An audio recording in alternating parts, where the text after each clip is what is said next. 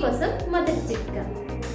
కొంచెం పగిలిన గుడ్డుని ఆమ్లెట్ మాత్రమే వేసుకోగలమని అనుకుంటూ ఉంటాం, కానీ ఉడకబెట్టుకొని కూడా తినొచ్చని మీలో ఎంతమందికి తెలుసు?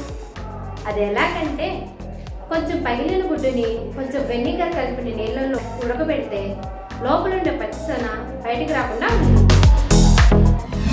కందగడ్డ కట్ చేసినప్పుడు చేతులు దురదగా తయారవుతూ ఉంటాయి. అలా అవ్వకుండా ఉండాలంటే ఈ సింపుల్ చిట్కాని పాటించండి. అదేంటంటే, కందగడ్డను కట్ చేసే ముందు చేతులకి వేళ్ళకి కొంచెం చింతపండు రసం కానీ రాసుకొని కట్ చేసినట్టయితే చేతులు దురద పుట్టకుండా ఉంటాయి.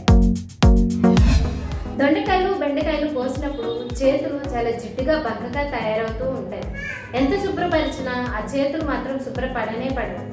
అలా జిడ్డుగా అవ్వకుండా ఉండాలంటే ఈ చిట్కాని పాటించండి.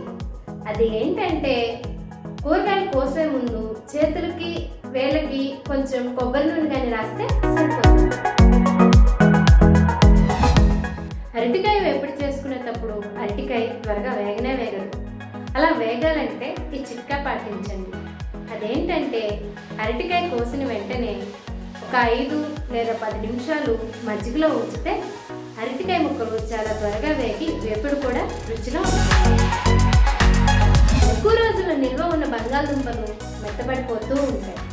అలాంటప్పుడు ఏం చేయాలా అని ఆలోచిస్తున్నారా? అయితే ఈ సింపుల్ చిట్కాని పాటించండి.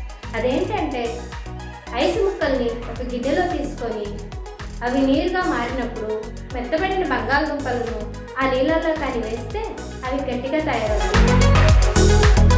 నా వీడియో కానీ మీకు నచ్చినట్లయితే లైక్ చేసి, షేర్ చేసి, కామెంట్ చేయండి. నేను చెప్పిన చిట్కాలు ఎవరైనా పాటించి ఉంటే నాకు కింద కామెంట్ బాక్స్లో తెలియజేయండి.